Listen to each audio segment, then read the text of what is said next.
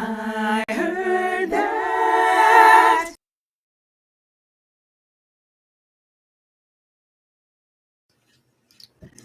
Good evening, everybody, and welcome to tonight's edition of I Heard That. I'm your vibe mistress, Stephanie Renee, and joined, as always, by my co-hostess with the mostess, Sharice. Hello. And clearly, she is missing one of her tropical vacations because Sharice is responsible for tonight's theme, which is Taking it to the beach. yes. I love the beach. I love the beach.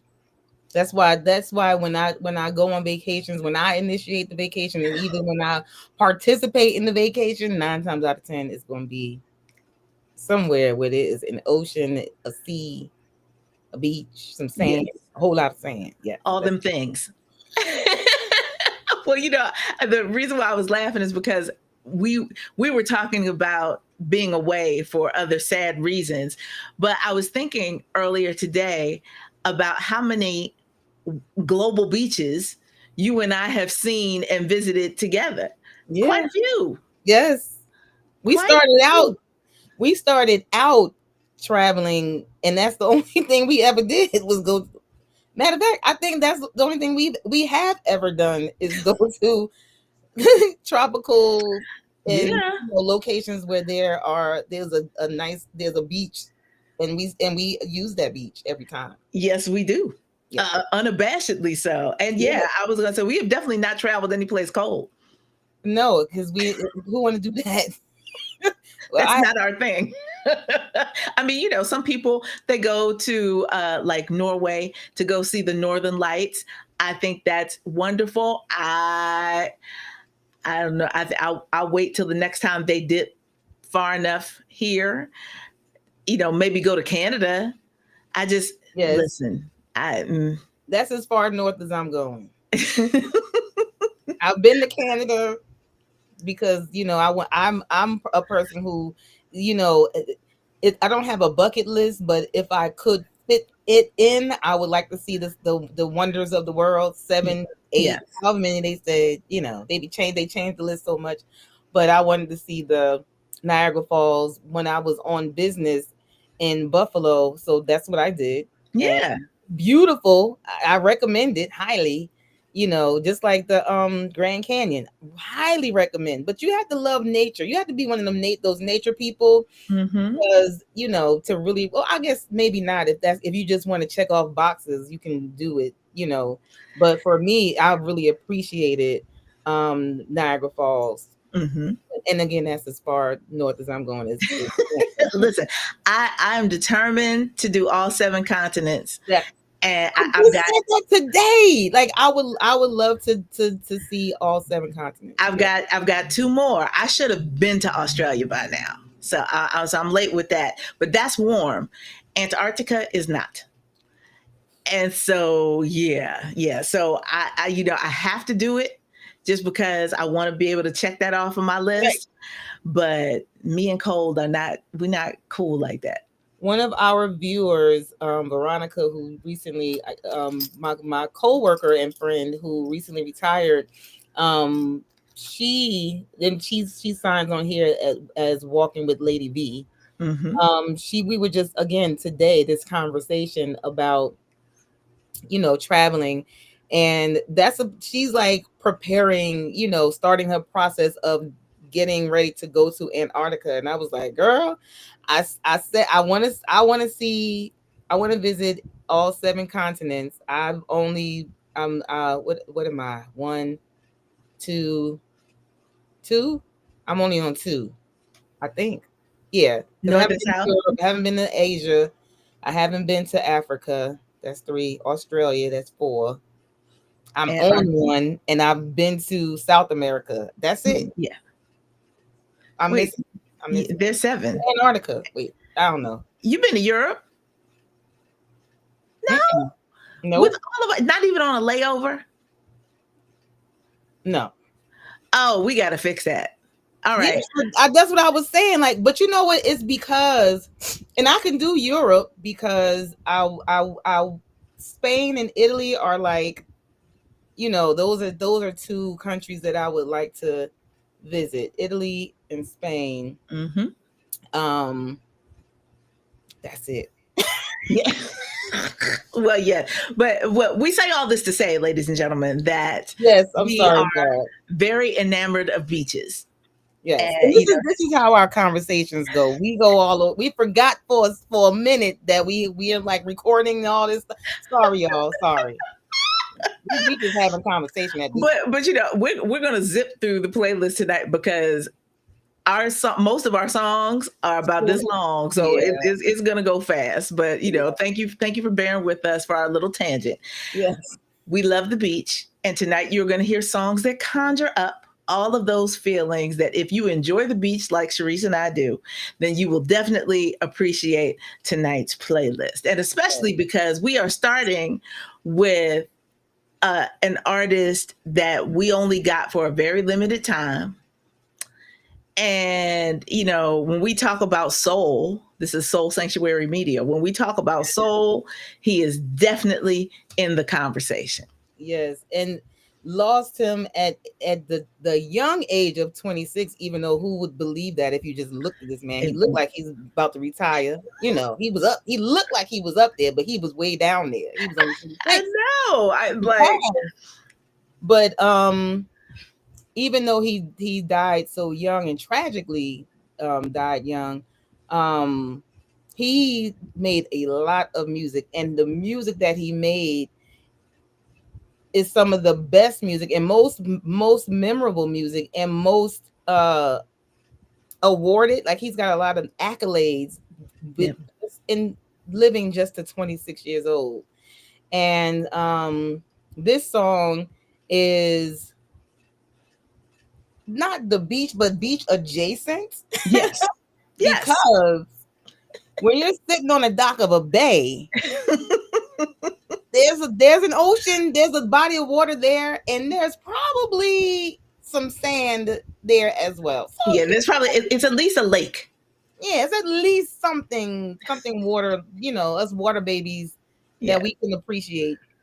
I'm talking about Otis Redding. And this song, Sitting on the Dock of the Bay, was released in 1968. It was the first posthumously released album of his after he died in a car crash, in a plane crash, with several members of his backing band, which was the Bar-Kays, which were also the backing band for most of the acts on the Stax record label. Back in 1960, I want to say it was 1968, but it might have been the end of 1967 when this happened. And there was one survivor of that crash, and it was one of the band members. And he probably survived because the last thing he did before he woke up right as the plane was crashing and like unbuckled his seatbelt. Mm-hmm. And he was like, the next thing he knew, he was in the water, clinging to the cushion, the seat cushion. And because he was not a swimmer, he couldn't help anybody else. So it's the tragedy of it all. He never saw Otis. Otis was already gone. But there were other members who had survived the actual crash, but they weren't swimmers either. So he's hearing his people, his brothers in music passing away around him. So he lived with that, that trauma until he passed away himself years later. In 2015, he passed. But let's go back to the good thing about it all is that between Otis Redding and the Bar-Kays, we have all this wonderful music that everyone considers classic at this point. For sure. 26 years old. He didn't even make it to the 27 club. Right. He had just made it to 26 when he passed. So, but just think about the fact that a 26-year-old, he might have looked like he was, in his 40s. Grown. It's weird because he looked like he was in his 40s, but he looked like a good 40. He didn't look like he was dogged out or nothing. He looked very vibrant and healthy. He was big and strong and had a wife and kids and all that stuff. But they just looked older. I guess maybe because they dressed differently back then. Everybody wore suits all the time. Everybody had haircuts. You ain't see them without being groomed when they walked about in public.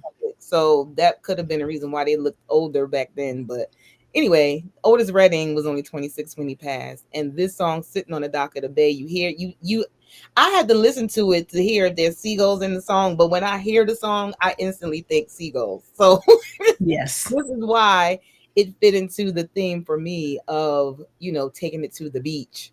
And that's it. All right. Well, that's how we're kicking it off tonight, ladies and gentlemen. Otis Redding. Let's hear it.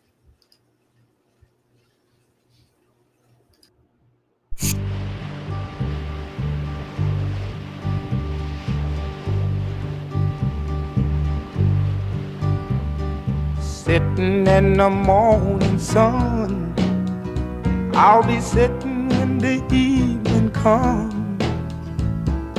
watching the ships roll in, and then I'll watch them roll away again. Yeah, I'm sitting on the dock of the bay, watching the tide roll away. Ooh, I'm just sitting on the dock of the bay, wasting time. I left my home in Georgia, headed for the Frisco Bay, 'cause I've had nothing to live for, and look like nothing's gonna come my way. So I'm just gonna sit on the dock of the bay, watching the tide roll away. I'm sitting on the dock of the bay, wasting time. Look like nothing's gonna change, everything still remains the same. I can't do what 10 people tell me to do, so I guess I'll remain the same. Listen, sitting here resting my bones, and this loneliness won't leave me alone. Listen, 2,000 miles I roam just to make this dock my home. Now I'm just gonna sit at the dock of the bay, watching the tide roll away. Ooh, I'm sitting on the dock of the bay, wasting time.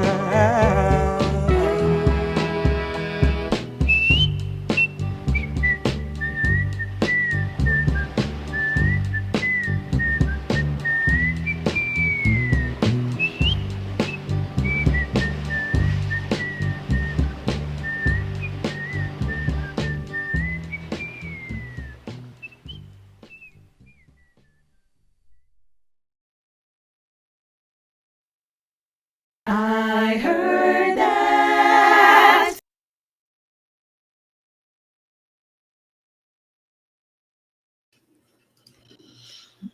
Man, people think that the 3-minute song rule is something recent. It's not. No, it's not. That's how it was in the beginning. Yes, they were like, don't bring no long. And then listen, and when hip hop came out and started doing 12 inches, those people had to fight to get that stuff on the radio. People were like, nope, nopey, nope. And then, and now look at it. Yes, yes. But we're back to the 3-minute rule at this point. I like the shorter songs because it gets to the point. You know what I mean? I do like audience, look at me. Look at me. If you have been with us since even close to the beginning, you know that I consistently have to fight with Sharice because she is always trying to get the long play songs on here. I do. I just want y'all to hear all the good stuff. That's all. I'm just saying. But this is, well, back then it was 3 minutes or less. True. And Otis Redding this album was his 7th studio album. He was making a lot of music, and I swear sometimes I'm like, no time. Yes, I'm like sometimes when people die young like that, and then we go back and look at what they did before they passed, I'm like, it's almost like subconsciously they know they're not going to be here that long. It's so weird because I've a couple of people that when you think about Chadwick Boseman, the quality of the legacy that he left behind was crazy, and he was young. And then I have a friend of mine who passed. He was only 41 when he passed, and I didn't even realize he had been in the military. He had been a police officer. He was running Iron Men. He was doing all this, learn a whole nother language, all this stuff in that little short amount of time. And it's like sometimes when you look back, you're like, oh, I should have paid attention then, but then you don't want to be paranoid. Oh, you're doing too much. Calm down. What you trying to tell us? Yeah. So, but yeah, when you have someone who dies, he was only 26 and had already released 6 studio albums and had recorded enough to release multiple posthumous albums. Yeah. That's a lot. That is a lot. It's a hustle. We celebrated on one hand, and at the same time, you're like, I wonder how much his wife and his kids saw him. If you were hustling that much, and clearly if you were recording that much, you were out on the road performing to help support that. He was on his way to a gig when the plane crashed. You know what I mean? So on a tour. So balance is important, y'all. It is. And that's why you need to take it to the beach when you can, so that you can have those moments of rest and restorative energy. Yes. It is important. And that leads me to my first song of the evening, because there are modern day examples of people who are like, while the light is shining on me, while I have y'all's attention, let me do 80 bazillion things. Right. And I'm really not mad at that on one level, but I also want everybody to live enough in between so that you are writing, and all of those things that you share with the world are coming from a genuine place and not a man-made sense of urgency. Right. And so that's something that I think about when I think about Ledisi. Yeah. I have delighted in her recordings. I got a chance to see her at Carnegie Hall a couple years ago, which was magical. Singing the music of Nina Simone. And very shortly, she just released an album a few months ago, and very shortly we will get her tribute album to Dinah Washington. So she's working. She's doing a lot of working, but I know a lot of people are familiar with her first major label release and didn't know that she released 3 albums independently before she got picked up by a major label. So for those people who love Ledisi like I do, appreciate the New Orleans in her. Mm-hmm. And even though she basically made it big after she moved to Oakland, to really dig into to survive without that hometown scene and to challenge herself to be the singer that she knew she could be. One of the albums that she released in that independent time was titled Soul Singer. So clearly appropriate for this program. Yeah. And this song, when Sharice gave me the theme for tonight's show, I was like, oh, that's going on here, because it has the sound of the surf very much invested in it. So if you are unfamiliar with Ledisi's earlier work, then I hope that you will deeply appreciate this song. So again, from the album Soul Singer, this one is titled Free Again.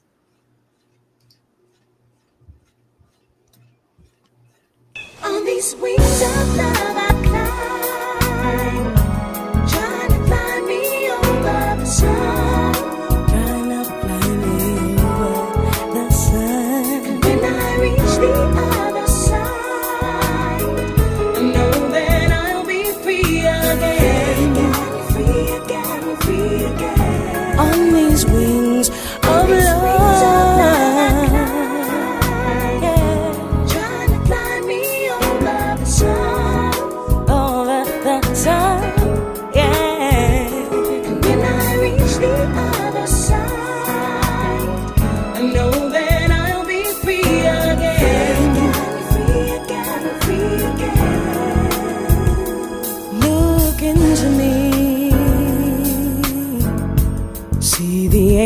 In my eyes,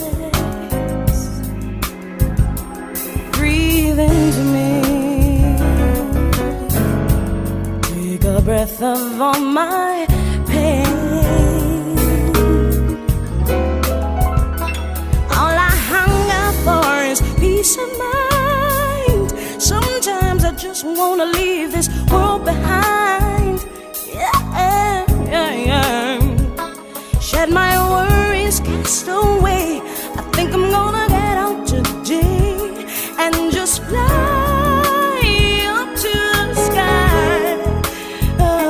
On these wings of love I climb, trying to fly me over the sun, trying to fly me over the sun. Yeah. When I reach the other side, I know that I'll be free again, free again, free again. On these wings of love, I climb, I climb. I wanna be there, yeah. And when I reach the other side, I know that I'll be free again, free again. Please listen to me. Hear the years that have gone by. Feel into me, yeah. Feel my yearn to want much more. All I hunger for is peace of mind. Sometimes I just wanna leave this world behind. Yeah, yeah, yeah. Shed my worries, cast away. I think I'm gonna get out today and just fly up to the sky.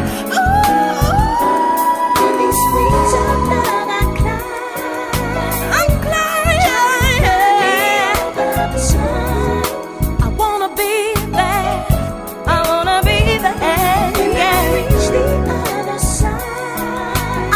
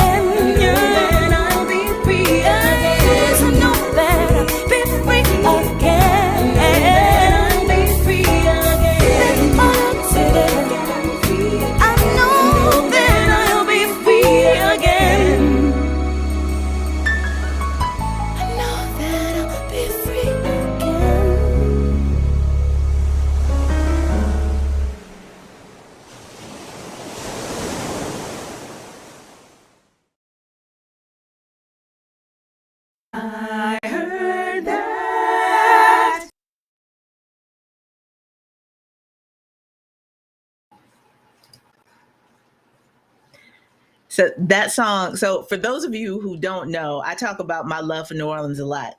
But before the pandemic, I used to make an annual Hajj to New Orleans just so I could go to the banks of the river and cry.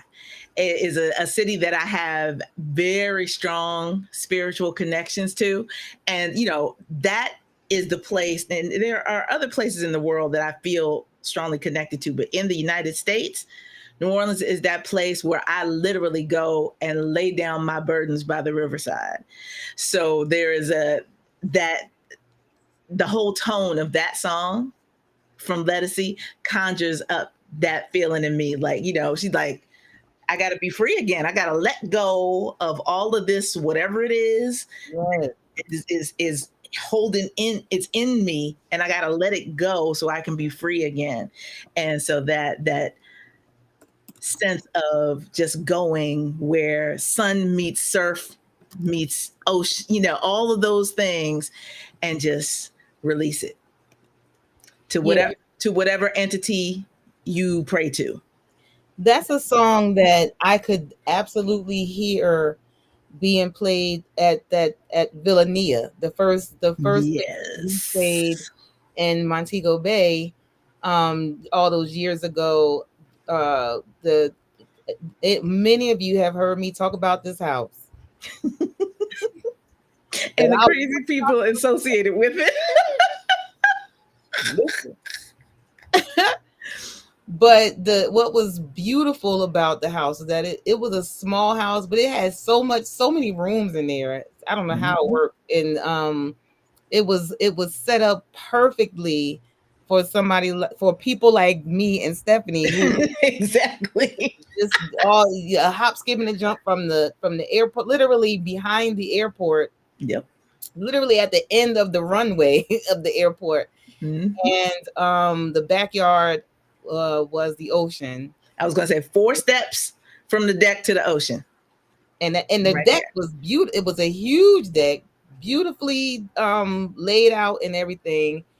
And what we used to have, and you didn't have to go anywhere, because if you were in that ocean, you would hear the music. If those of us who know it's house music season right now, those big giant speakers that you have in those parks, these speakers weren't even as big as those, and yet they projected the music all the way out to the ocean. So we had music playing while we were in the ocean, or while we were on the patio, or while we were doing whatever on the little balcony next to where we always stayed upstairs. And there was always music in the background. And this was one of those songs that I could definitely hear being played on that system. Like, immediately, that's where it took me. So, and there was no beach at this house, but the beach was next door at Sandals. The ocean was the backyard, like I said. And we stayed. Yeah. I stayed in that water too much. I got sunburned twice. I ain't want to get out to reapply or to apply, sunscreen. But anyway, yeah. Great. Well, thank you. I'm glad you felt that, even though like the actual sound of the surf is until the very end of the song. It's like the wind, like you feel everything beach related is in the way that song was crafted. So I really appreciate it for that. Yes. But you are with our next song, you are taking us not just into the land of doo-wop, but also into this literal idea of being at the beach. Yes. This song is one of those that it's instant classic. Mm-hmm. Although it was released back in 1964 first. It was first released in 1964, but then it was remade about 75,000 times. Yeah. Multiple artists. And but this version of it, the original version, was inducted into the Grammy Hall of Fame in 2014. Okay. And it's by the Drifters. Now, and it's called Under the Boardwalk. Okay? And first of all, we don't go under the boardwalk. I don't even know who them people that was going under the boardwalk back in the day. They were very adventurous, because ain't no way you would catch me under anybody's boardwalk. somebody drag me under there, and you better come get me. I ain't going under there on my own. But anyway. Well, they were going under the boardwalk because they needed some privacy. I know, and again, I say I ain't going under there I'm not going there on my own volition, because critters live under the boardwalk, crabs and stuff and all kinds of bugs and stuff. No, thank you. Privacy where something they gonna jump up on you and pinch you or bite you or crawl up. Yeah. Let's leave that thought right there. So the Drifters. This was another one of those groups that had a lot of personnel changes. That was happening back then because of drugs, because of ambition. I want to go solo. They, all that type of stuff. But you might not know that Ben E. King, who's famous for "Stand By Me," was a lead singer for the Drifters. He actually sang the lead on "Up on the Roof." I did not know that. I didn't either. Like, wow, okay. So and he left, and the member who was one of the lead singers, he was supposed to sing Under the Boardwalk, and I'm sorry, every song I got is laced with tragedy. Sorry. He died from an overdose the night before they were supposed to record. So they gave the song to the other lead, and it turned out to be a good thing after all, because again, this song, not only did it went to the number 4, it reached number 4 on the Billboard Hot 100, and then on the R&B Cashbox Magazine's R&B chart, it went to number 1 for 3 consecutive weeks. And like I said, the Drifters recording of Under the Boardwalk was the one that was inducted into the Grammy Hall of Fame in 2014. So, I mean, all's well that ends well, I guess. Sorry, rest in peace to my boy Rudy Lewis, who should have been on this track but didn't make it. And then we had Johnny Moore, who actually sang the lead. And again, Ben E. King was a member of the Drifters. And I feel like maybe a long time ago I learned that, but it's one of those things that don't stick with you because we know him as a solo artist. So, yeah. But all that to say, we are under the boardwalk. Don't be under the boardwalk, y'all. Sharice is playing the song with a PSA. Let us finger snap and enjoy the classic tune. Yes.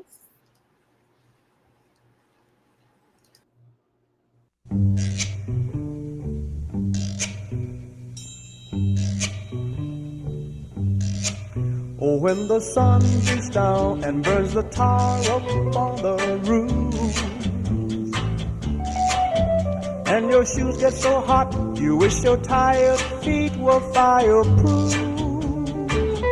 Under the boardwalk, down by the sea, yeah. On a blanket with my baby's where I'll be. Under the boardwalk, out of the sun. Under the boardwalk, we'll be having some fun. Under the boardwalk, people walking above. Under the boardwalk, we'll be making love. Under the boardwalk, boardwalk. From the park you hear the happy sounds of a carousel. You can almost taste the hot dogs and french fries they sell.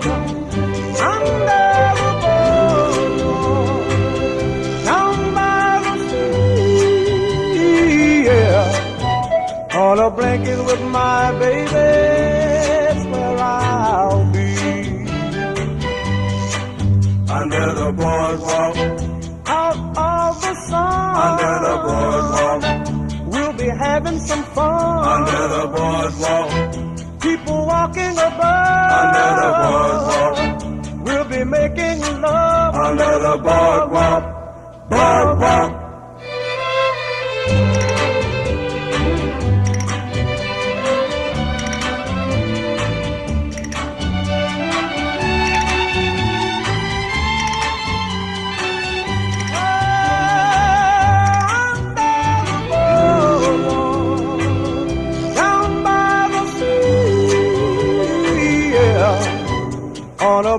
with my baby, that's where I'll be. Under the boardwalk, out of the sun. Under the boardwalk, we'll be having some fun. Under the boardwalk, people walking above. Under the boardwalk, we'll be falling in love. Under the boardwalk, boardwalk.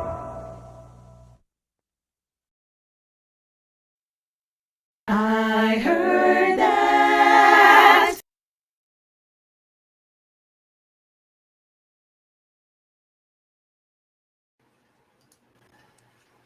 Classic. Short song. Get out. That's it. Ain't got time for all that. Yeah, listen, I hear that, but I appreciate, I mean, for somebody not to be the first string choice to sing the lead for that song, that crystal clear tenor, man, it is so deeply appreciated. For the groups back then, they didn't have to do a whole lot of acrobatics. No. It just straight and clear and crisp. Very effective. And I think that's why, for me, that's kind of like why I appreciate people who just sing. I love runs. I love all the running. I love scatting. I love all that. I love it all. But I'm always going to be more drawn to, or first drawn to, people who just sing. And I think it's because I really, really love the music from the 60s and the 70s, when there was not as much of that. Even in gospel music, there wasn't a lot. It was just like people was just singing. You know what I'm saying? So I think that's why I really, really, really appreciate that.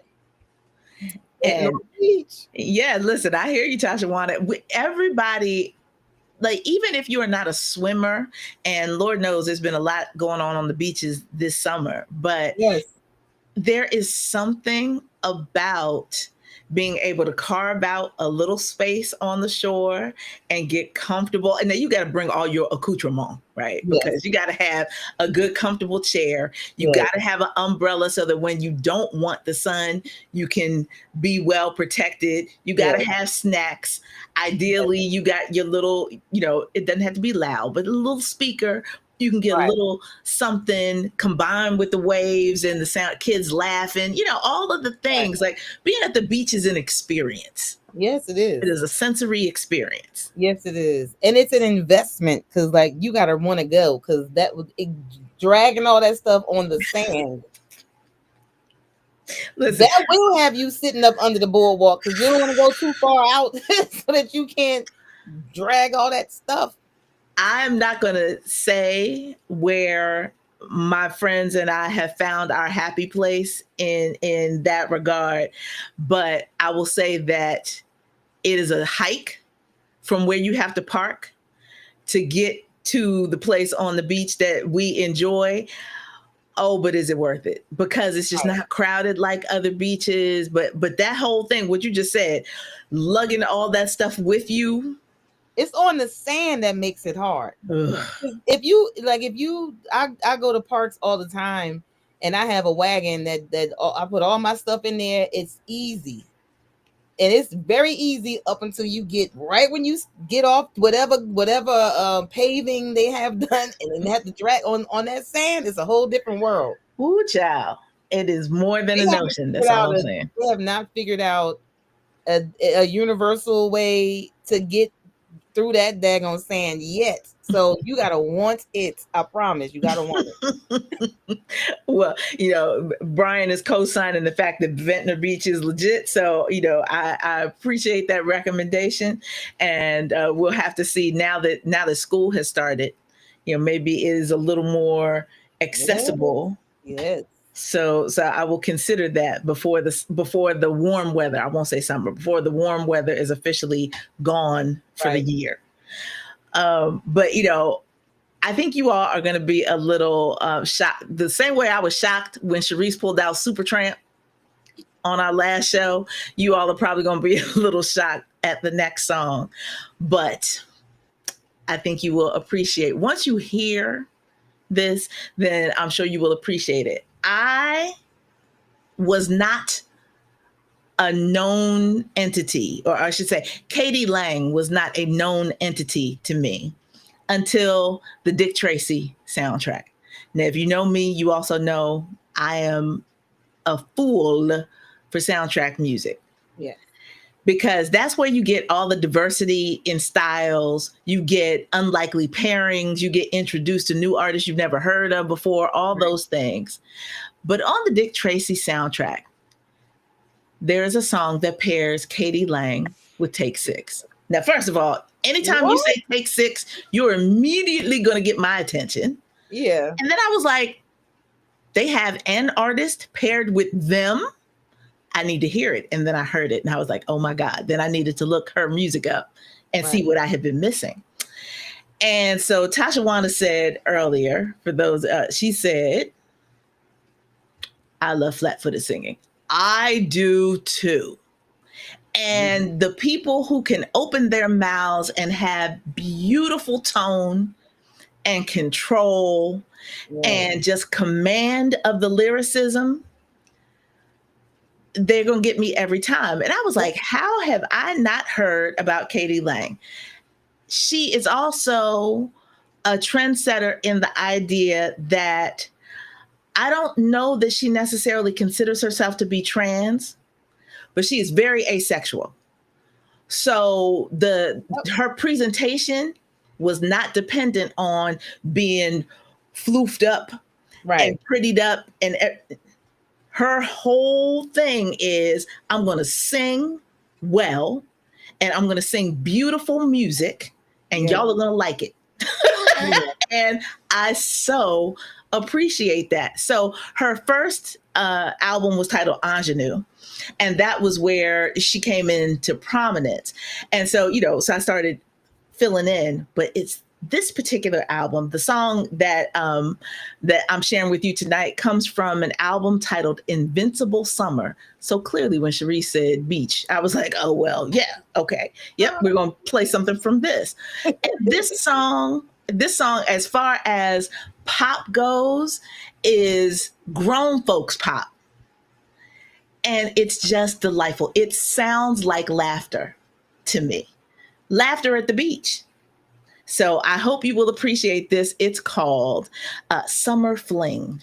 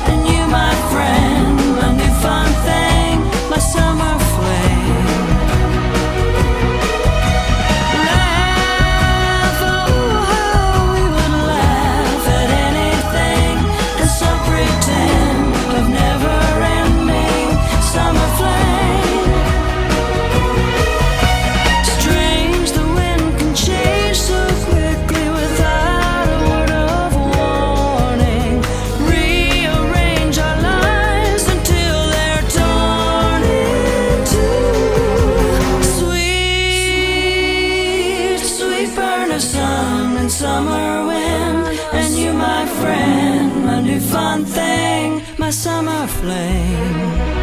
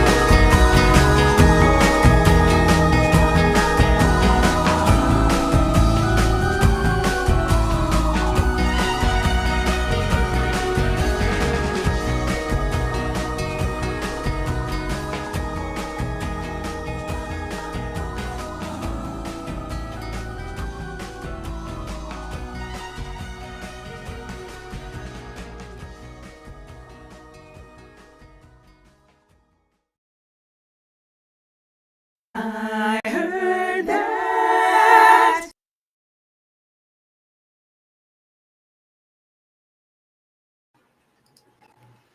All right. So for those of you who are confused, I didn't say I was playing the song with Take Six. The song from the Dick Tracy soundtrack with k.d. lang and Take Six is called Riding the Rails, and it is mwah, chef's kiss. It is awesome. And Take Six have nothing but amazing things to say about her. They on one of, I love the behind the scenes thing. So on one of their, we used to do the documentaries for the albums, and they talked about that experience, and they were like, when the label put them together with her, they were like, okay. And then they got in the studio with her and they were like, oh, she's legit.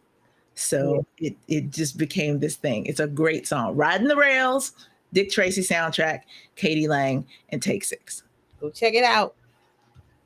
And so Tasha Wanda just wanted to make sure. That's what I said. I was like, I don't think she considers herself trans. She's just always, been very, I'm not really femme identified. So thank you. Right.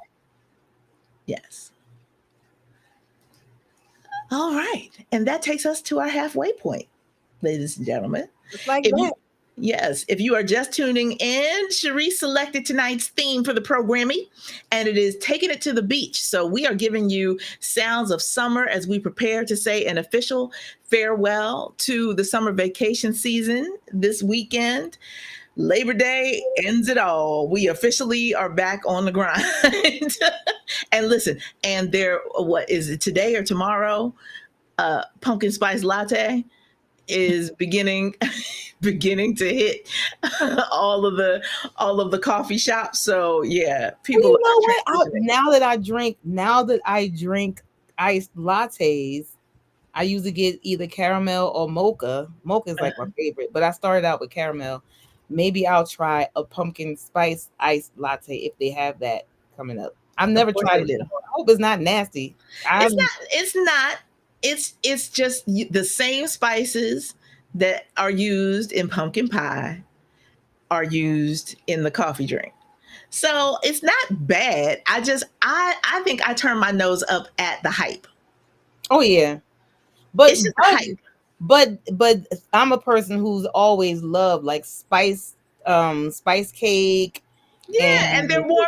They're those warm spices. So if you like that, then you're gonna like a pumpkin spice latte. I'm scared though. I'm gonna start out with like a small, because if it's nasty, I'm gonna be mad as heck, and I will need I'm gonna get a backup. Listen, because don't mess around. I'll be mad. I don't want to be mad. Okay, I've never had it. And it's weird. It is crazy because a hot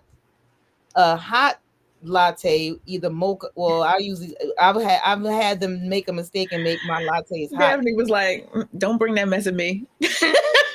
And of course, down there, it's hotter than it is in other places. It's gonna stay warm down there longer. Much longer. In New Orleans, it's gonna stay warm longer. Yes. For sure. But yeah, start with a small, try it, see how you feel. And I'm gonna get my I belt. know some people that rave, they wait for this time of year. So I know a lot of people do. yeah, it's too hype. That's how I feel about watching TV shows that everybody is all up. The only exception, I'm admitting this because I heard that season 3 is ready to come, was Game of Thrones and House of Dragons. I have to watch them in real time. And now Gilded Age. Now that I'm caught up, season 4, when it's ready and it's going to be focused on the Black folks, I'm in. Gilded Age? What is that? Where's that? I don't know that. It is HBO. It is a period piece, but instead of the ones that are set in Britain that we love, this one is set in New York. Okay, I'm gonna go look for that. And Erica Armstrong Dunbar is one of the executive producers. Salamisha Tillett is one of Really? the executive producers. What? So it's got Penn all up in it.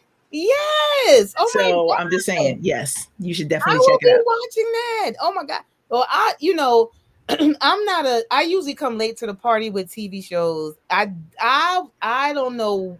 I think because I like that whole fantasy thing. Before there was hype around Game of Thrones, I watched it from the very beginning. I didn't know there was a hype. You know, if I stumble across love, and I stumble across love all the time because I don't know. I'm like late to the party. But that one, I was on it and I loved it. It was disgusting a lot of times. Very disgusted, but it was good. And then I would be pissed off too. It's like I had all these emotions when I watched it, but it was good. yes. And then the what was the second one? What was the House of Dragons. House of Dragons? Oh, amazing. So I'm ready. The Gilded Age. Gilded Age. Yeah, it's a whole different vibe. I'm gonna look at it tonight, and I can't wait to check that out. But yes. Yeah, they are 3 seasons in. I binged this summer, so it is beautiful. Okay. So I'm highly recommending it. But let's go back to the music. And we unfortunately, we got another dearly departed. What in the world is but at least this is a group, so so we're dealing with legend, but also remaining members, continuing and such a strong legacy of music that has been spoken about very recently. So we we are steeped in this history. Yeah, my songs are all tragic, y'all. I got it's basically a funeral on my side. I'm sorry. But You're not lying. It's just like I hadn't thought about it like that until you said it. I was like, yeah. So, but again, we relish in the fact that we have all this great music, and this music is giving us a bit of euphoria, holding on to summer as we about to say bye to it this year. And this song was released right before the band's performance at Woodstock. And Woodstock, they just blew all the way up.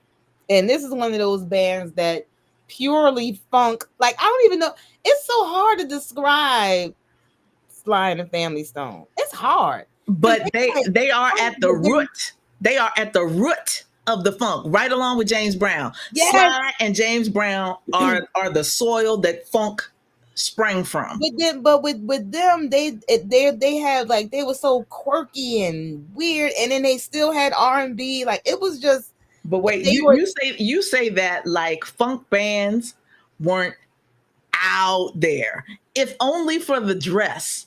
If only for the outfits. Funk bands, you were like, okay, they on some extra. Yes, the Ohio Players in Cameo. Yeah, they all and Cameo started funk y'all out. You know, they kind of moved away from the funk and went more towards the R&B, but they started out, they was funk. Okay. Mm-hmm. So, but Sly and the Family Stone was funk, and Sly ain't give a dang. It was like, you know, Parliament Funkadelic before Parliament Funkadelic, with all the costumes and stuff. They didn't care, but they were great musicians, and that's why they had everything in that band. Mm-hmm.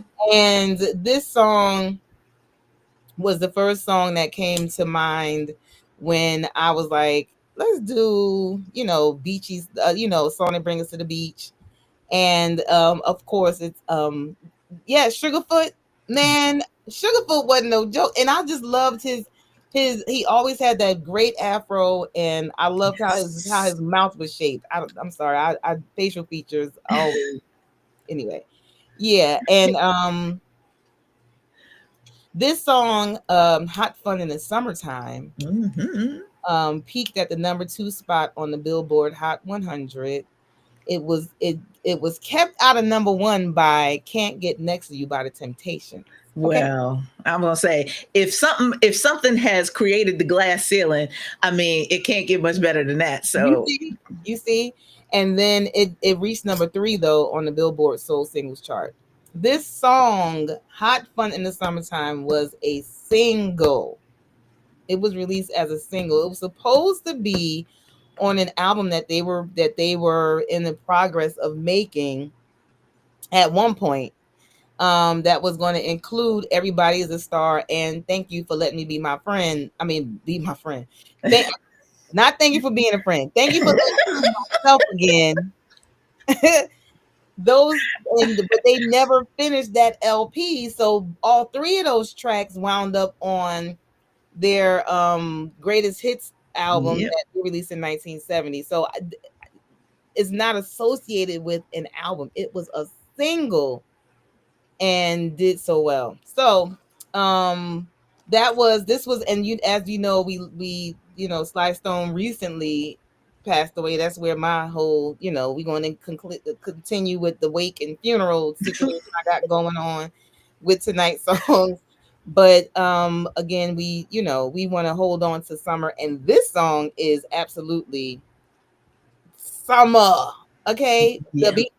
Go to the beach. This is a song that you are thinking of, even if it wasn't on your mind before, and it is Hot Fun in the Summertime by Sly and the Family Stone. That's right.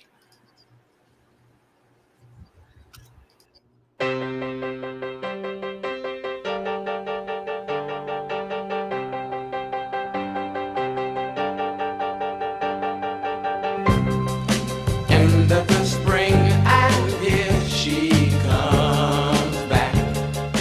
High, high, high, high there. Them summer days, those summer days.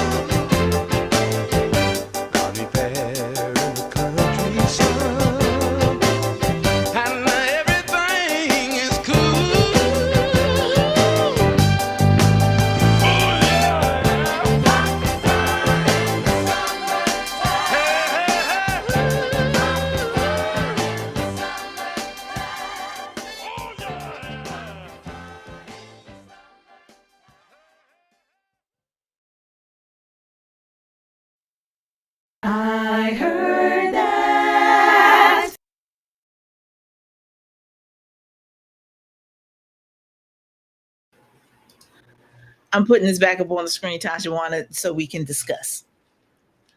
She said that piano intro reminds her of another. Listen, I think that it's that transition between doo-wop and the still harmony singing, but that stutter piano thing, I agree. It is familiar. I think it was in more than one other song. I just think that style came along around that time. But yes, if anybody else has suggestions of another specific song where you're like, oh yeah, that started very similarly, let us know. Put it in the chat. Right. And we will share. And so, when you say beach to me, yes, I'm not thinking just nationally, I'm thinking globally. Yes. And that is what led me to my next selection, because there is something to be said for those of you who have never visited Brazil. I highly recommend it.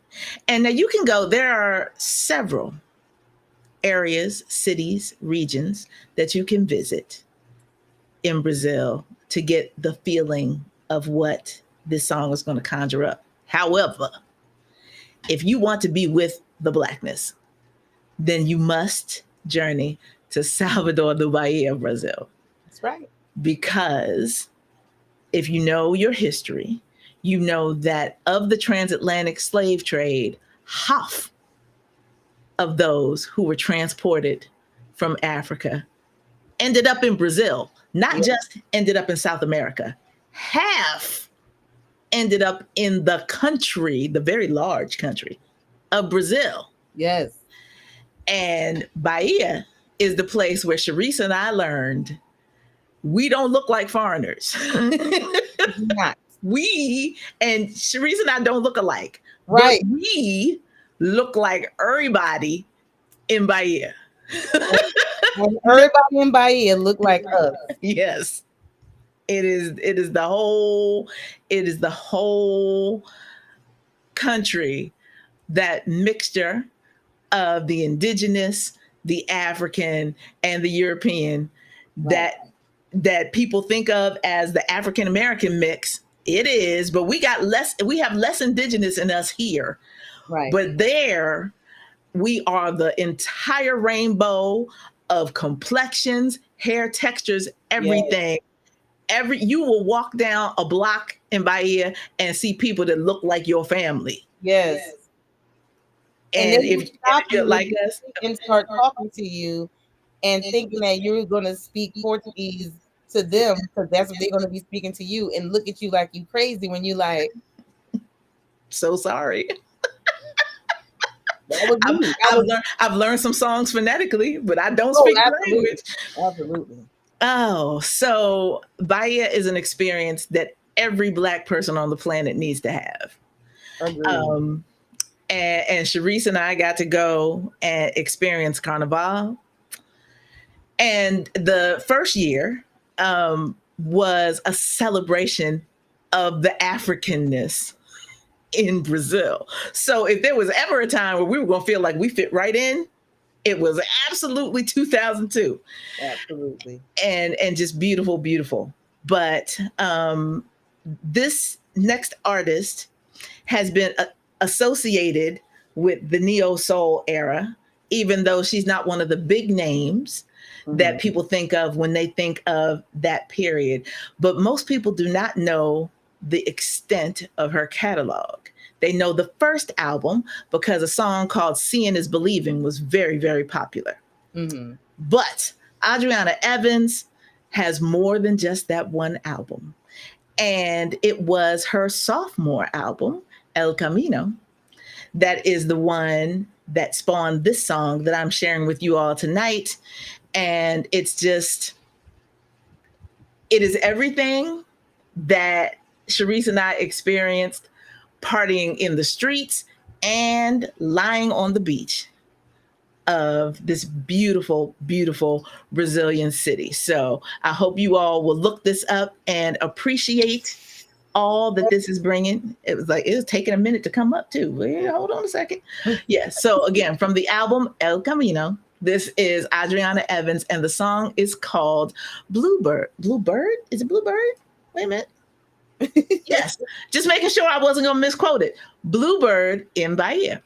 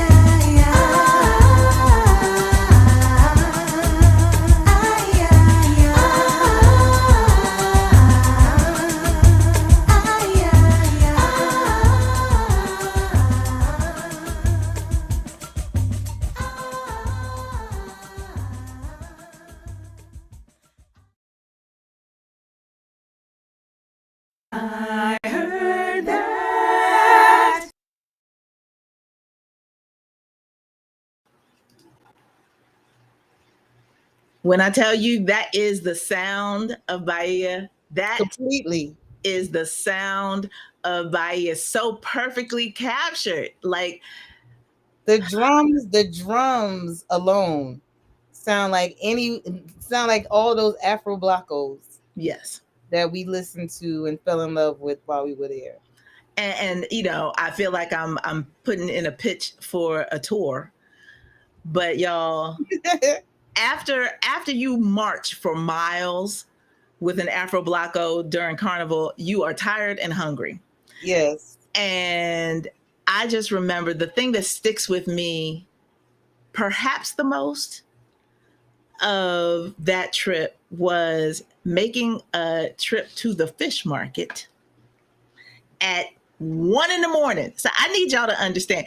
I don't normally eat at night like that. I'm Right. normally asleep because I'm a morning person. Right. But just the hype, the adrenaline of being at Carnival and doing all those things. But honest to God, y'all, a bowl of fish stew, moqueca, a caipirinha in the glass, Yes, ma'am. lots of beautiful black people of all shades and stripes, Yes. talking, laughing, drinking, eating, just having a great time. On the beach. Yes. And I sat back in my chair. And because you don't have all of that distraction from street lights and everything else, I looked up and felt like the Big Dipper was sitting at the end of my nose. Like the entire sky it was perfect cloudless night. It was like 70 degrees. So it's just warm and gorgeous. And it felt like every star in the heavens was close enough to touch. Just, it's one of those things that like you want to shed a thug tear because it was just Perfect. that beautiful. That was a perfect. It was just perfect. I'm so glad that I was able to experience that. Yes. Man, let me tell you something. You got to be prepared now. But so I was about to say you have to be prepared if you're going for Carnival. Yes, you do. But if my next time going, I want to go off the I don't want to go during Carnival. I want to go when everybody just chilling out, because if you go during Carnival, forget about it. You just better be there for Carnival, or you're gonna just be in the house. And you could do that if you wanted to. But we went to plenty of beaches while we were there, and that Mercado de Peixe was like the cherry on top of a few nights, because and think about something that's open that late and they still making food. We ain't talking about a fast food place. We're talking about restaurants on the beach that you had choices to go to get most likely some kind of seafood. That was my first time seeing shrimp with all the legs and all the heads and all the tentacles and all that stuff. I didn't eat that. And that was my first time seeing soft shell crab. People eating that, I still don't understand that, but people eat sunflower seeds and eat the shell. I think it's similar to, that's what it reminds me of. But It just doesn't. They shed the hard exterior, and then it's just the soft, mushy insides. It's natural. No, thank you. I'm just saying. And that was because of us being in Bahia. I'm not if you know me, I'm not a seafood person per se. I eat some seafood stuff, including fish, but I just didn't. I was learning at that time in 2002 that fish is regional. Never thought about it because it wasn't something that I ate growing up because I didn't like it.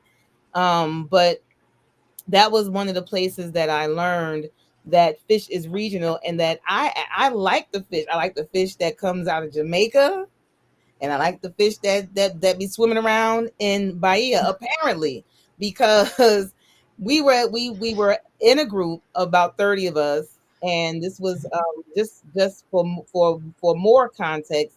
We went to Bahia for Carnival with a group that was headed by Lamar Red Cross, who is the son of the Red Cross family who owns October Gallery, which is in Philadelphia. Black owned art gallery. That's where I got my first Black artist pieces. I got that from October Gallery. Anyway, Lamar used to do trips to Bahia 3 times a year. He did it for a Carnival, which is what Stephanie and I did, and I did it twice. He did it for the festival. They not the what is it, Day of the Dead summer, and then he did it during Thanksgiving, our Thanksgiving holiday. He did another trip. So you go there, and like Stephanie said, it's the blackest it has the most retained, the second most retained African culture in the world, behind Africa, of course. Right. So you're definitely gonna feel black there. But the for me, I never liked fish, and we were in this house, and the lady was cooking for us, and every day it was some fish thing on the table, and then it was like all this other stuff, all this fruit, pineapples, everything fresh, bread, beans, rice, all this stuff. I was a vegetarian for a minute. You know I like meat. And one day she put this fish dish on the table, and it smelled so good. I had to try it.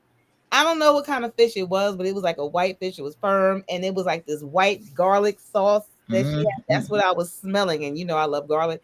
Man, I was like, "Oh, I'm trying this," and I hadn't tried it no other day, but that day I couldn't take it, and it was delicious. So, going after hours, going to the Mercado de Peixe was like, okay, I'm gonna try it again.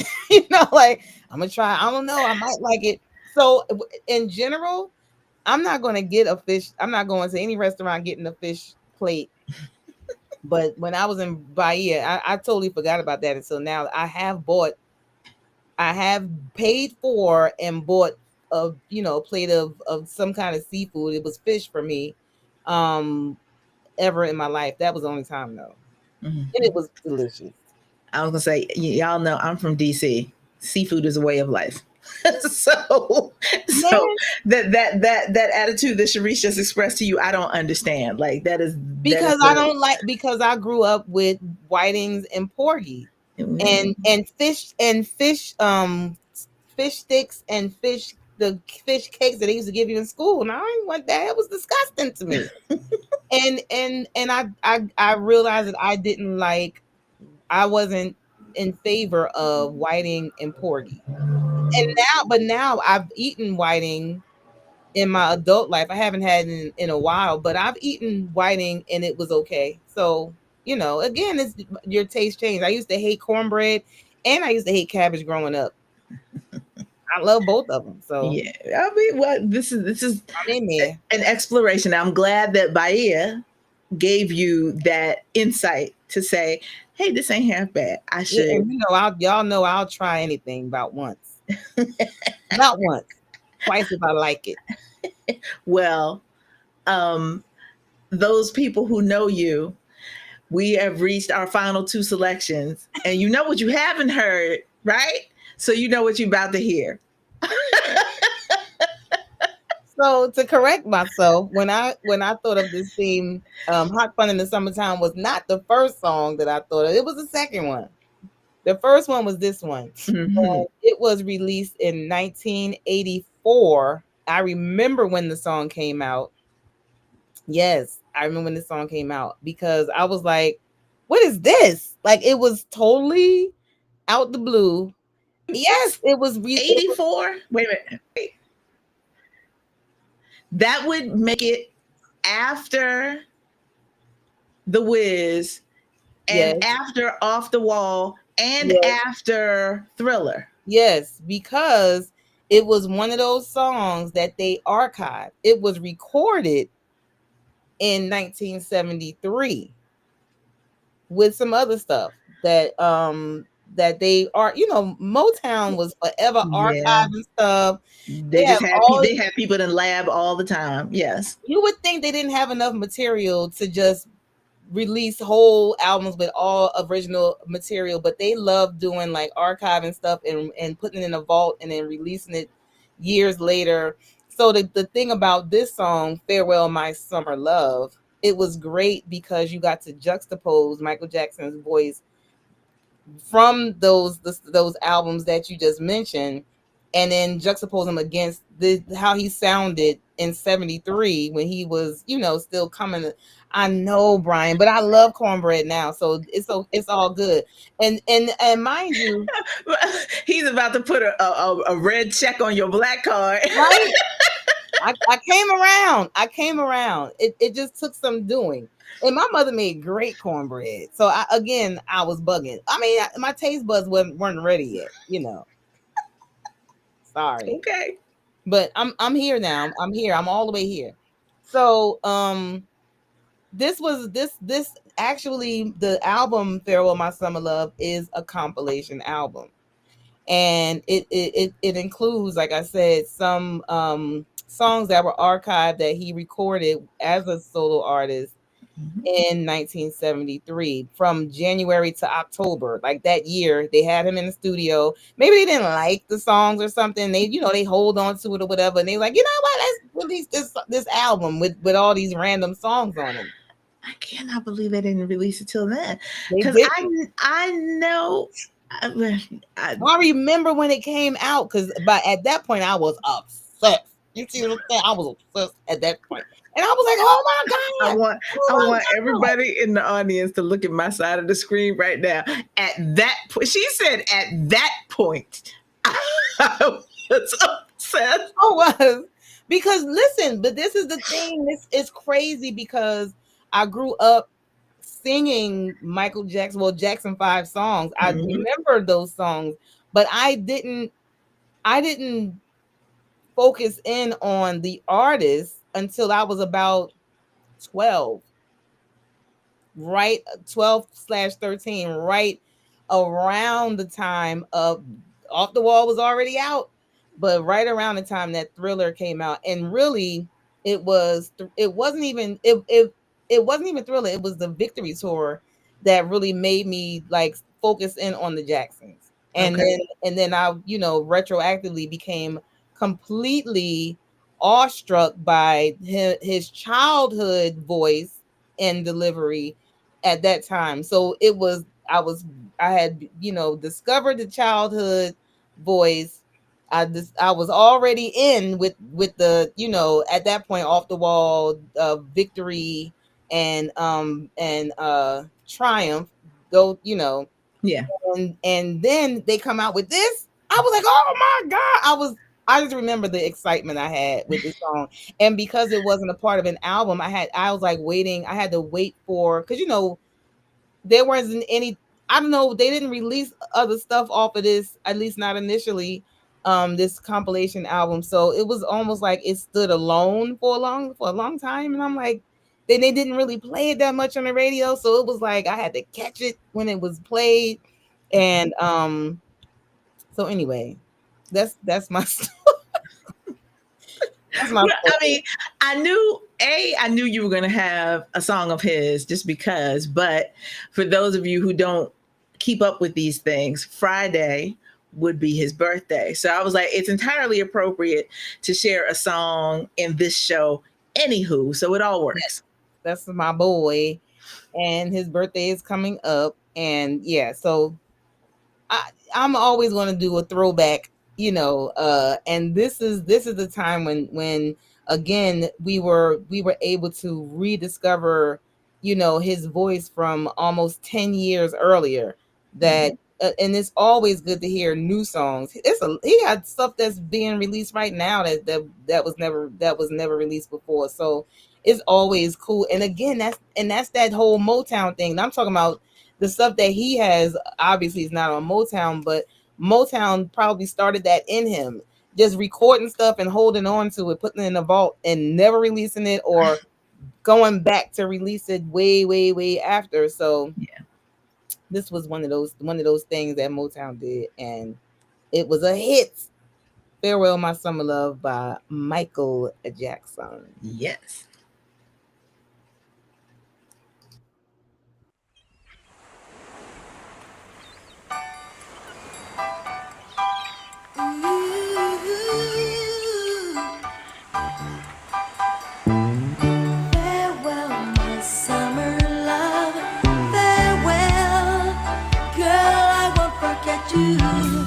Farewell, my summer love, farewell. Ooh.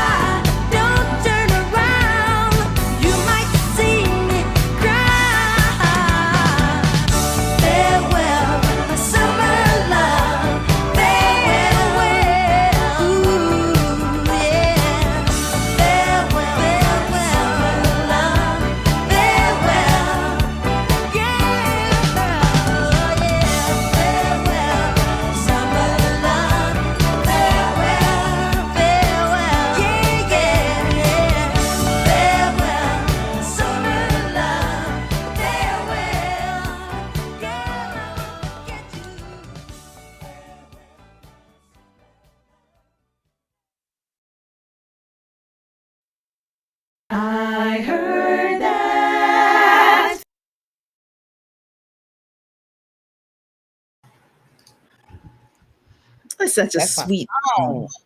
It's such a That's my sweet song. song. It is. And you know, I love good intervals. Maybe next year when you're out of school. Yes. Like, Yes. you know what I mean? Like you got And I that love how- note placement. Like, yes. Yes. And I love how he holds ends. Yeah. Well, yeah, that was his thing. Yes, he always held an end.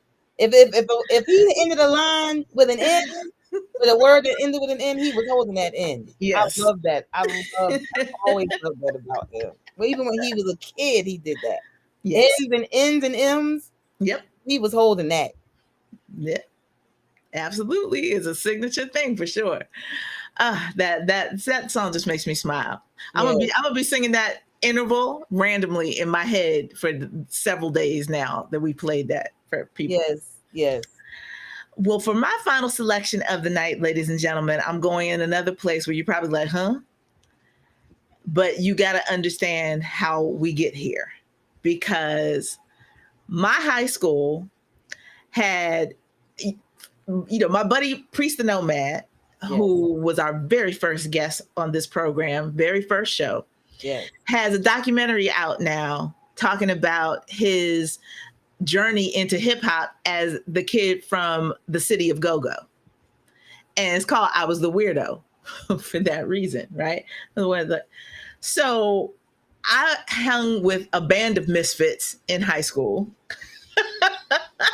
And partly because like one of my close buddies was one of the only friends of mine that had her own car. So listen, when your friend got a car and she's like, let's go, you like, yup. Yes. You out.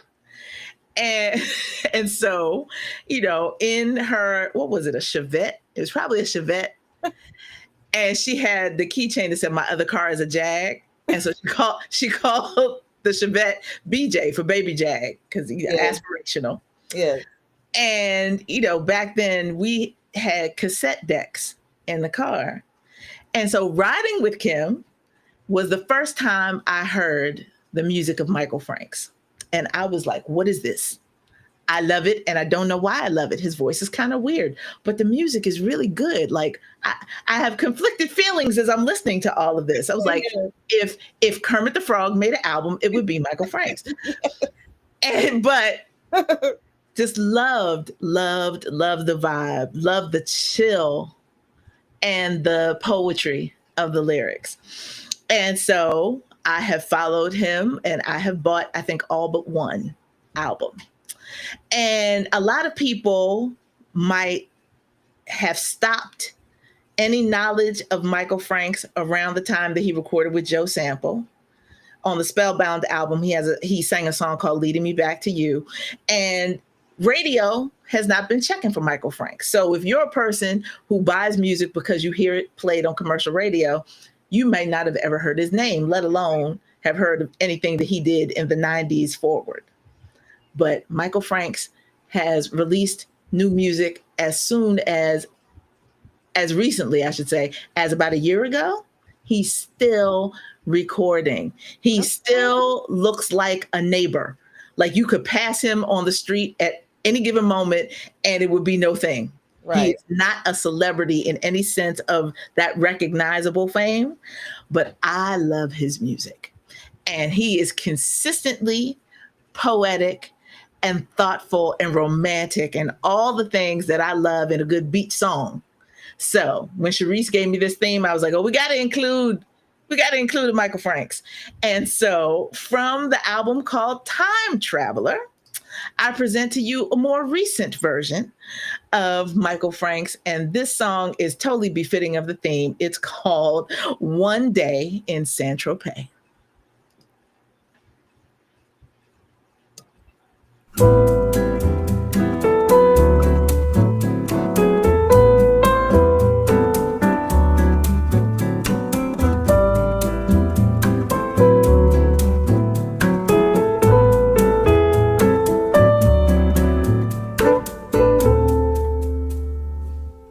The year was 1963.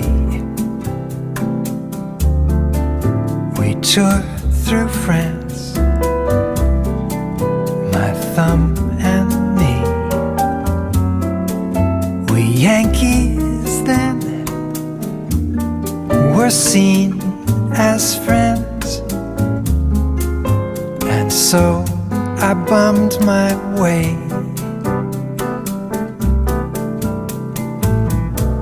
one summer day to Saint-Tropez.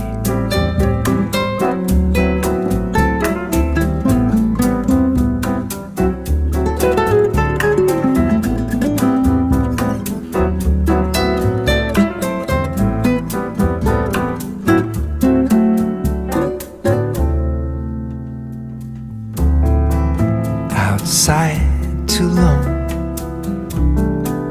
an XKE, on some blue highway, stopped for me. The driver's seat held blonde Brigitte, with whom I parled français. Summer day in Saint-Tropez.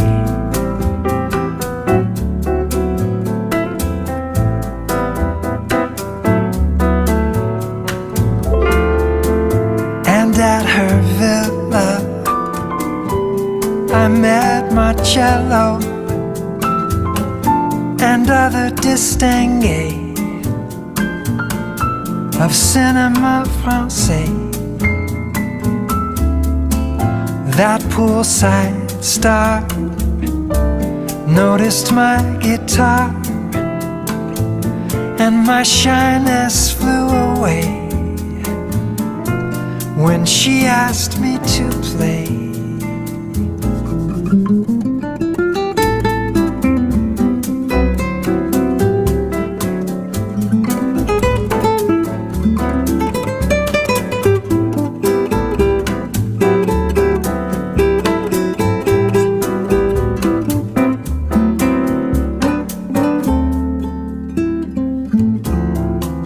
Could it have been my naive face, my Martin in its cardboard case? I tuned the strings, played some Joby,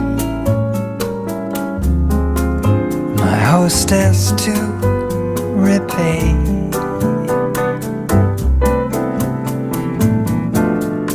Summer day in Saint-Tropez.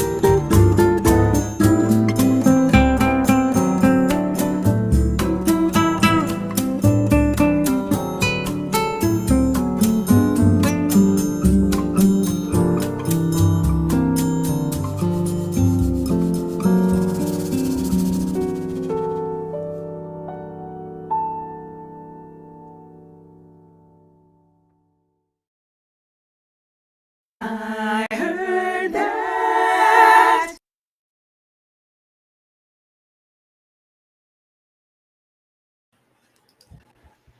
That right there is that could have been playing when we were at Mercado de Page at 1 o'clock in the morning, and it would have been absolutely the perfect wind down. You see what I'm saying? And Michael Frank, like I said, Michael Franks looks like your gardener neighbor that Yes. you pass every day on your way to work, and you like, hey, how you doing? You know, he gives off all that, but his music consistently has that kind of wide, airy, tropical kind of feel. Yes.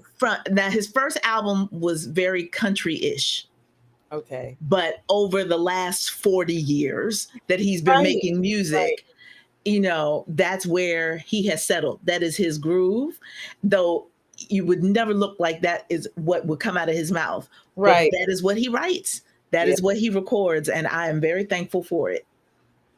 I am too, and he definitely does sound like Kermit the Frog. You know, a little, not just like Kermit, but like if Kermit went and got voice lessons. Yes. Yeah. I mean, it is what it is. It's very distinctive. Yeah. There are not a whole lot of people in the music industry that sound like him. You know it's a Michael Frank song when you hear it, largely right. because of the voice and the vibe.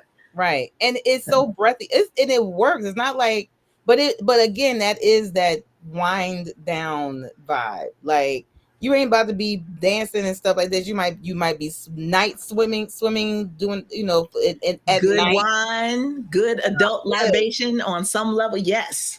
That is his sound. You chilling. You ain't about to be turned up. You like, okay, I done partied all day and all night. Now it's time to chill right on out. So for us, that is nighttime on the patio at Villanilla. Yes, ma'am. Still blasting. Still blasting. Yes. But yes, the vibe, it does change. You out the water. I mean, I swam at night one time and that was it for me because I was absolutely I could have killed myself and whatever I thought that I saw. Like saw, stepped on, felt, moved through the water. Listen, no, not nighttime swimming, not for stuff. We all wasn't gonna make it. Me and whatever I thought I saw, we was about to die together. So that was the one time, yeah. The house. The one time at the house, because at the house there was no light on the water. Right. It was as if you were swimming in black water because it was moonlight or nothing. So now down on the hip strip at the end where a lot of people didn't go, they had Night Beach there where it was lit up.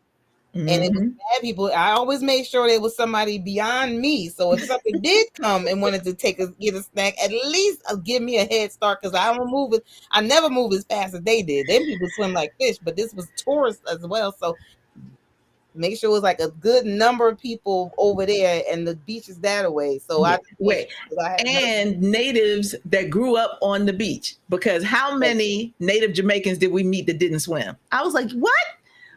I never understood where they do that at, because in the hills. Yes. In the hills. If you grow up in the hills, the beach is a luxury. Yeah. So they just didn't, but you would never think, y'all. You wouldn't, but you would never think. There are plenty of Jamaicans that don't swim. Yeah, you live in up the mountains. They have rivers, but they didn't have the ocean. So right. Exactly. Well, that concludes our playlist. So Sharice, if you would, especially for the people that did not join us in the very beginning, please run down our playlist for this evening. And this evening we had Taking It to the Beach was our theme, and it's to say farewell to the summer. Y'all complained about the heat and now it's gone. It's your fault. So but Stephanie and I have traveled the world, beaches around the world, and so this was, that is indicative of the fact that we both love the beach. Okay, and it's why I don't swim in the Jersey Shore. I don't get in that water. I tried it one time and I needed out the water. Okay, but That's neither here nor there. Tonight we shared songs that will bring you back to the beach, put you in the vibe of being on the beach, whether you turned up at the beach, whether you winding down on the beach, whether you want to go to the beach, whatever it is. That's what we were doing tonight. And we Yes. started with Sitting on the Dock of the Bay by the one and only Otis Redding. From his The Dock of the Bay album that was released posthumously in 1968. Theme within the theme, I was having a funeral with these songs. I didn't realize it. I didn't realize it, but yeah. So then we had Free Again from Ledisi from her debut album called Soul Singer, which was released in 2000. Then we had Under the Boardwalk by the Drifters from their the album with the same name, which was released in 1964, and their version of this song, which was remade by a host of other artists. Yeah. Their version of the song was inducted into the Grammy Hall of Fame in 2014. Then we had Summer Fling by Katie Lang, which is on her Invincible Summer album from 2000. Same year as Ledisi's Soul Singer album. See, you had, I was like, we talk about golden era of hip hop, but that era of music in general is Very sweet good. spot for me. Yes.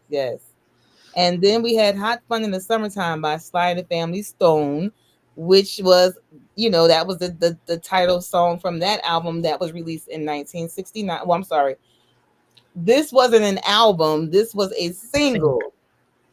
Hot Fun in the Summertime was released as a single. It was supposed to be a part of an album along with Thank You for Letting Me Be Myself Again and Everybody Is a Star.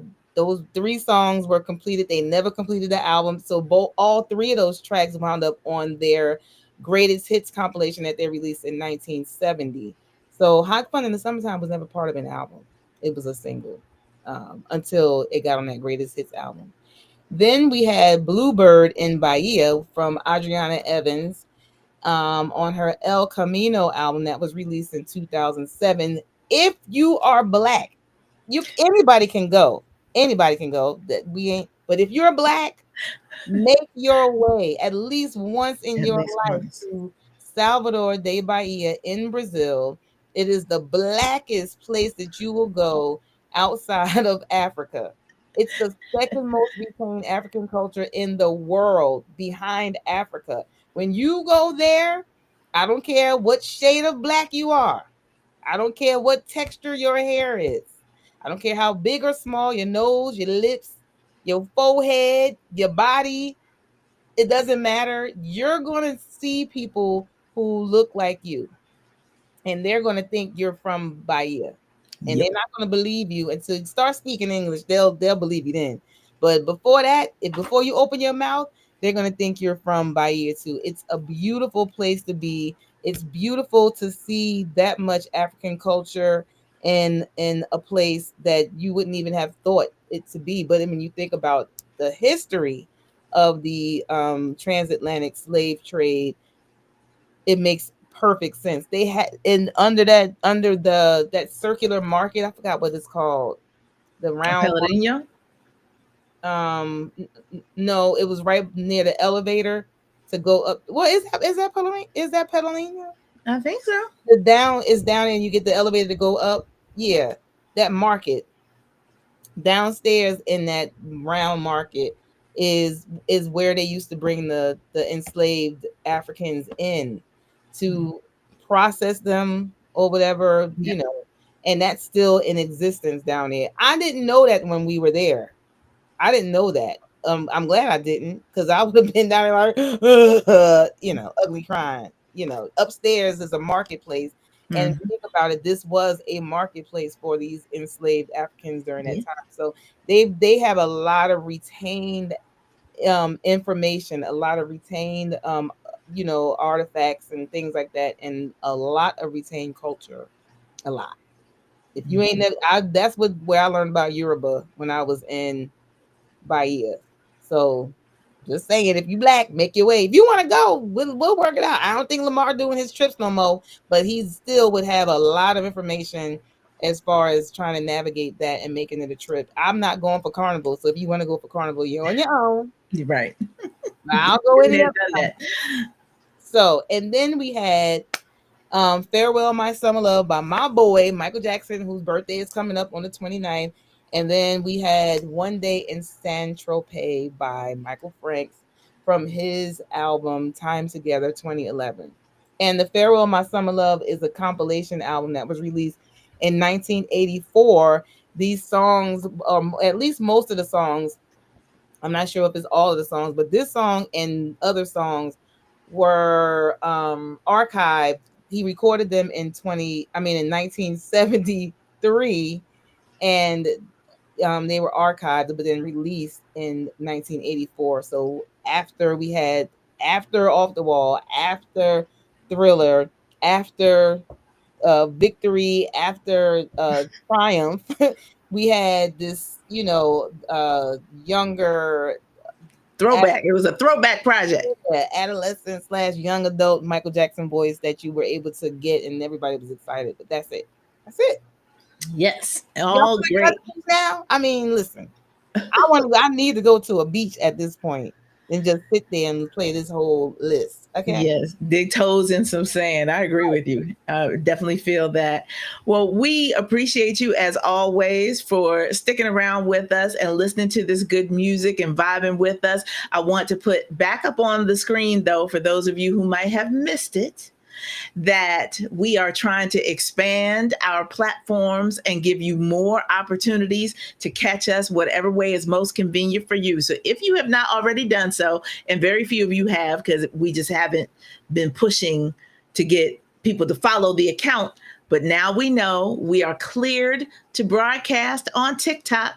And so we want you to follow the Soul Sanctuary Inc. account on TikTok, just so you have the option. If you have a TikTok account, this is yet another way that you will be able to tune into the show in the future when we come back in September. You can see us on TikTok, and we just, want to acknowledge that we have been encouraged to expand our horizons and our income making potential. Yes. And so, the opportunity to go viral and to have a captive audience, check us out on TikTok. We now have the ability to do so. So please follow Soul Sanctuary Inc. on TikTok, the exact same handle that you have on YouTube. So it should be easy to remember, easy to get to. Follow us, tell your friends. And in September, we will start broadcasting this show on TikTok as well. Yes. Any other final words you want to share with the people, Cherise? Nope. I just appreciate all of the support. We enjoy hanging out with you guys every other week. And hopefully with the addition of the TikTok thing, we'll reach more and more people. But in the meantime, when you come, bring somebody with you. Bring a friend. Or few. Bring a friend or few, and let them hang out and learn some stuff and teach some stuff, because we don't only give out information. Thank you, Auntie Mary Alice. Yes, thank you. But we also learn from the people in the comments, and I know that that we'll get even more knowledge as we broaden our audience. So we appreciate all of you, our day ones, our day twos, and our day 15s. All of you guys, we love that you decide that you look for us to come back every other week, and we hope that we continue to keep your interest in that way, and that you continue hanging out with us and engaging with us. We love it. It's the fun. Yes, and we hope that please, if you have suggestions for themes, reach out. Let us know, because it's hard to think of these themes. I struggle every time it's my turn to think of a theme. I am struggling. Okay. So if you have suggestions, even if it could be something that we've done before, but we revisit themes as well. But if you have suggestions, definitely reach out. And if you reach out to me, I'm going to ask you for a song. So you'll get to share music as well. So Thank you, Tiffany. Thank for you very much. following us on TikTok. That's right. Tell your people. We Yes. want to fill that up so that Come as we on now. broadcast there, we're reaching out to a lot of other people. But with that, we wish you all a very safe, restful, happy Labor Day weekend if you're here in the States, and take good care of yourselves. As Tiffany said, do some earthing Yes. while we're gone, and Lord willing,